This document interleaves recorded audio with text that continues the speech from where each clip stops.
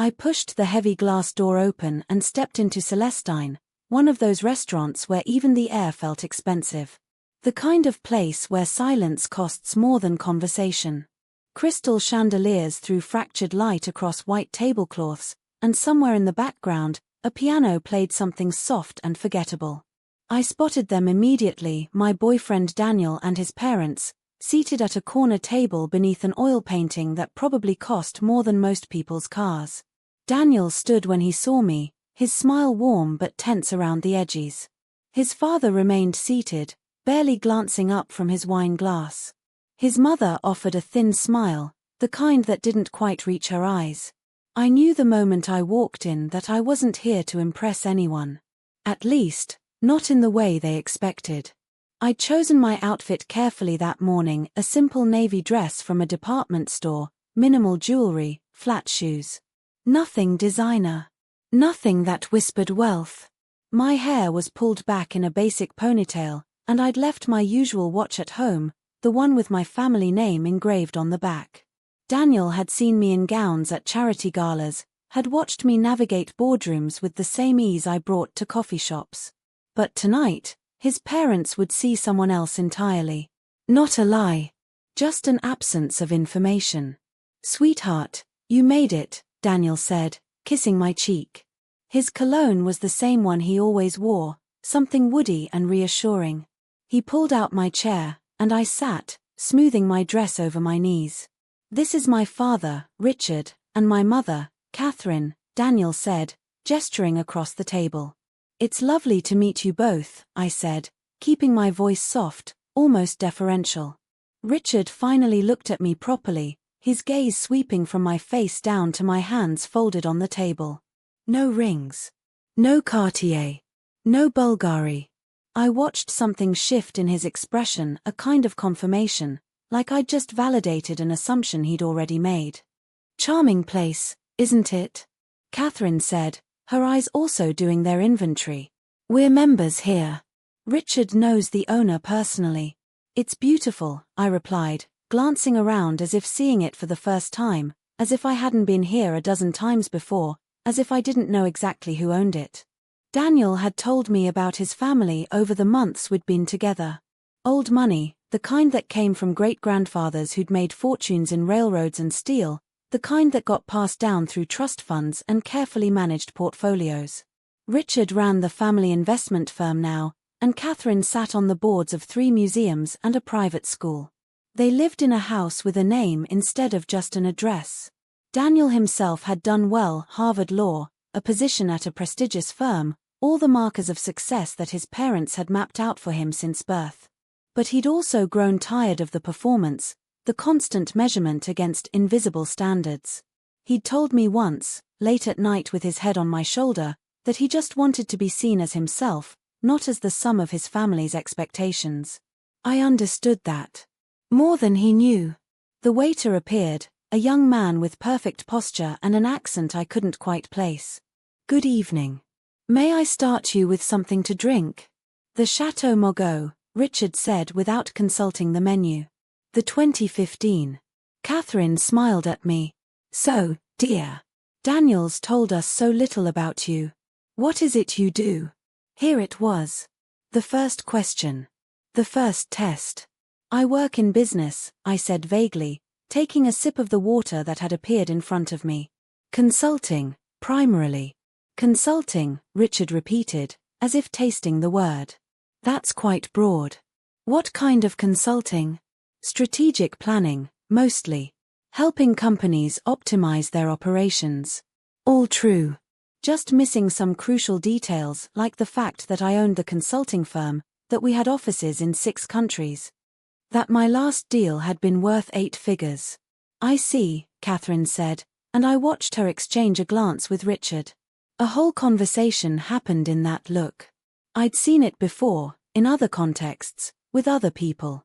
It said, harmless. Temporary. Not quite our world. The wine arrived, and Richard went through the tasting ritual with performative precision, swirling and sniffing and finally nodding his approval. The waiter poured for everyone. Daniel's previous girlfriend worked in private equity, Catherine said, her tone casual but her words deliberate. Very accomplished young woman. Her father runs Blackstone's European division. Mom, Daniel said, his voice tight. What? I'm just making conversation. Catherine's smile was innocent, practiced. She was lovely, wasn't she, Richard? Very suitable, Richard agreed, his eyes on me now. They had a lot in common. Similar backgrounds, similar educations. I kept my expression open, interested, giving them nothing to work with. That sounds nice. Nice, Catherine echoed, and something flickered in her expression, surprise, maybe, that I hadn't bristled. Yes, it was. Daniel's hand found mine under the table, squeezing gently. An apology. A question. I squeezed back. It's okay. I'm okay. The waiter returned for our orders. Richard and Catherine ordered without looking at the prices, the way people do when money is background noise, something that exists but doesn't require acknowledgement. Daniel ordered the duck. I chose the simplest pasta dish on the menu, the one that cost half what everything else did. Catherine noticed. Of course she did. The lobster here is exceptional, she said. Very fresh. Flown in from Maine twice a week. The pasta sounds perfect, I said. I'm not very adventurous with food. Another look between them. Another silent conversation. She's simple. She doesn't understand what she's missing. Richard leaned back in his chair, swirling his wine. Daniel tells us you didn't attend an Ivy League school. No, I said. I went to State University. True. I'd gotten my undergraduate degree there before going to Stanford for my MBA, but he hadn't asked about graduate school. Nothing wrong with that, Richard said in a tone that suggested there was everything wrong with that. Education takes many forms. Some people are more practically minded. Exactly, I said, smiling. The first course arrived, some kind of foam on a plate that looked more like art than food. Catherine explained each component with the air of someone giving a lecture to a particularly slow student. I listened, nodded, asked simple questions. You know, Richard said, cutting into his course with surgical precision, our family has certain expectations. Standards that have been maintained for generations. Dad, Daniel started. I'm not being unkind, son. I'm being realistic. Richard's voice was measured, calm. Reasonable. Relationships are about more than feelings. They're about compatibility, shared values, shared circumstances. I think what Richard means, Catherine interjected smoothly, is that our son is accustomed to a certain lifestyle. Opportunities. Experiences. We want to make sure anyone in his life understands what that entails. Of course, I said. That makes sense. Daniel's jaw was tight, his knuckles white around his fork. He'd warned me about this, about how his parents would be. But warning someone about condescension and watching it happen in real time were different things entirely. Where did you grow up? Catherine asked, cutting a microscopic piece of whatever was on her plate. Midwest, I said. Small town. My parents worked hard. I'm sure they did, she said, and the sympathy in her voice was genuine, which somehow made it worse. That must have been character building. The main courses arrived. My pasta was perfectly adequate, exactly as expected. Richard's steak looked like it cost more than my dress. Catherine's fish came with a sauce that the waiter described in hushed, reverent tones. This is delicious, I said, taking a bite of pasta. I'm so glad you're enjoying it, Catherine said, and I caught the subtext. She's easily pleased. Low standards. No refinement. Richard launched into a story about a business deal, dropping names like breadcrumbs, CEOs I'd met, companies I had shares in, people who'd been in my office just last month. I listened with wide-eyed interest, asking simple questions, letting them explain things I understood better than they did. The key to success, Richard said, pointing his fork at me for emphasis, is knowing the right people.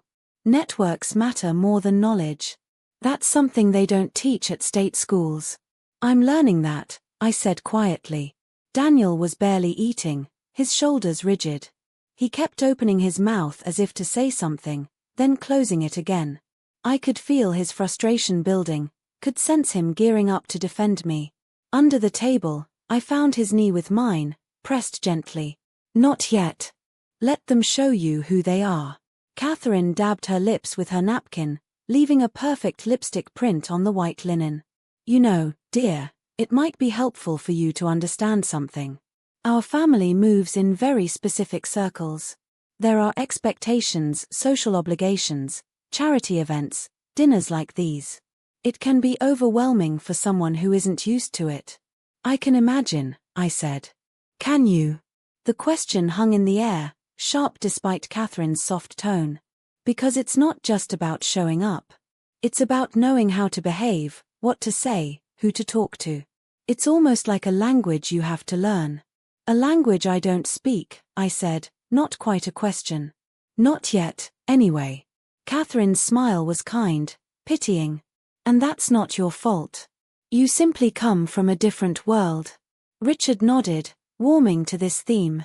The truth is, love alone isn't enough to bridge certain gaps. We've seen Daniel in relationships before, relationships that made sense. Where the woman could hold her own at these events, contribute to conversations about art and policy and international affairs. Could travel without worrying about the cost, Catherine added. Could attend functions without feeling out of place. They weren't being cruel, exactly. They were being worse, dismissive. To them, I wasn't a threat or even a real obstacle. I was simply temporary, a phase Daniel would outgrow, like that semester in college when he'd wanted to be a photographer before coming to his senses and going to law school. I wouldn't want to hold Daniel back, I said, and I meant it, even if they didn't understand what I was actually saying. Of course not, Catherine said, reaching across to pat my hand. You seem like a sweet girl. I'm sure you want what's best for him. Daniel's chair scraped against the floor as he pushed back from the table. I need to use the restroom, he said, his voice strained. Excuse me. We all watched him walk away, his back rigid with contained anger. The moment he was gone, Richard leaned forward. Look, miss, he paused, and I realized with some amusement that he'd forgotten my name. We're not monsters. We understand that Daniel is an adult who can make his own choices. But we're also his parents, and we have his best interests at heart. We just think, Catherine continued, that perhaps you might want to consider whether this relationship is fair to either of you. You're clearly a nice person, but nice isn't always enough. Daniel needs someone who can be a true partner, someone who understands his world, someone who can help him move forward rather than hold him in place. Someone from the right family, I said softly. That's putting it crudely, Richard said, but yes. Someone who brings something to the table. You have to understand, in our world, marriages are partnerships. They're about building something together, combining resources and connections. What exactly would you bring to that equation? The question sat there, heavy and ugly despite its reasonable delivery. I don't know, I said, meeting his eyes. What would I bring? Catherine shifted uncomfortably. We're not trying to be harsh. We're trying to be honest. Daniel's ex-girlfriend, for instance, her family summers in the Hamptons, knows the Vanderbilts, serves on boards with us. That kind of alignment matters. It makes life easier. You want me to break up with him, I said. Not a question. We want you to think about what's best for both of you, Richard said. Sometimes the kindest thing we can do is acknowledge when we're not right for each other. Before things get too serious. Before there are expectations. Before there's embarrassment, Catherine added quietly. It would be uncomfortable for everyone if you were to attend events, meet people, and then, she trailed off delicately. And then reveal that I'm not one of you, I finished. Exactly. Richard looked relieved that I understood. You seem intelligent enough to recognize that. Some things aren't about good or bad, they're just about fit. And you don't fit, dear. That's not a judgment of your character. It's simply a fact. I took a sip of wine, letting the moment stretch. Somewhere in the restaurant, someone laughed. Silverware clinked against china. The piano player transitioned into something vaguely classical. You think I should be grateful, I said finally. Grateful that Daniel chose me, even temporarily. Grateful to be sitting here, eating at this table, drinking this wine. Catherine blinked, surprised that I'd articulated it so directly. Well, aren't you? That's when I knew the test was over. I'd learned this lesson young, watching my own parents navigate rooms full of people who assumed they were simple because they were kind, who mistook quiet observation for ignorance. My mother had taught me that silence was often the best way to learn what people truly believed. My father had shown me that power didn't need to announce itself to exist. I'd spent the evening being underestimated, watching these people reveal exactly who they were when they thought there were no consequences. They'd shown me their casual cruelty, their unexamined privilege, their absolute certainty that they had the right to evaluate and dismiss anyone who didn't meet their standards. Daniel was making his way back to the table, his expression stormy. He'd clearly spent the last few minutes trying to compose himself, probably rehearsing the speech he'd give to his parents, the line he'd finally draw. But he wouldn't need to. As if on cue, our waiter appeared, but this time he was followed by the restaurant's general manager, Marcus, whom I'd known for 3 years. Marcus was smooth, professional, and completely confused about what was happening at table 12. "Excuse me," Marcus said, directing his attention to me while carefully avoiding looking at the others. "Ms. Harrison? I apologize for interrupting, but there's a signature needed for the private event next week. Just a formality, but it requires the owner's approval." The silence that followed was exquisite. Richard's fork stopped halfway to his mouth. Catherine's wine glass froze in midair. Daniel, just sitting down, looked between Marcus and me with dawning comprehension. "Of course," I said, my voice unchanged from the soft, uncertain tone I'd been using all evening. "I'll come by your office after dinner." "Thank you, Ms. Harrison. And welcome back. We're honored to have you dining with us this evening." Marcus gave a small bow and disappeared. I took another bite of my pasta, chewing slowly while 3 pairs of eyes stared at me. "Ms. Harrison," Richard finally said, his voice strangely hollow. "The owner?" "Yes." I set down my fork, dabbed my lips with my napkin, the same gesture Catherine had made earlier. "I acquired Celestine 2 years ago. It's one of 7 restaurants in my portfolio, though this is my favorite. The chef is exceptional, don't you think?" Catherine had gone pale under her makeup. "You own this restaurant. Among other things. The consulting firm I mentioned earlier. I founded it 9 years ago. We're quite specialized, we only take clients whose annual revenue exceeds 50 million. Last year we helped restructure a Fortune 500 company that I believe you're familiar with, Richard. I think you mentioned working with them earlier in your story." Richard's mouth opened and closed. No sound came out. Daniel was staring at me with an expression I couldn't quite read. Shock, yes, but also something else. Recognition, maybe. Of who I actually was when I wasn't performing normalcy. I also sit on the board of 3 companies, chair a foundation that distributes about 40 million annually to educational initiatives, and yes, my family does summer in the Hamptons. In fact, I think we might be neighbors with your friends, the Vanderbilts. Small world. Catherine set down her wine glass very carefully, as if afraid it might shatter. "You let us believe." "I let you believe exactly what you wanted to believe," I said, and now my voice was different, clearer, firmer, the voice I used in boardrooms. "I didn't lie. I told you I worked in consulting. I told you I went to state school for undergrad. Every word I said was true. I just didn't correct your assumptions." "But why?" Richard's question came out almost as a whisper. "Because I wanted to see how you'd treat me before you knew who I was."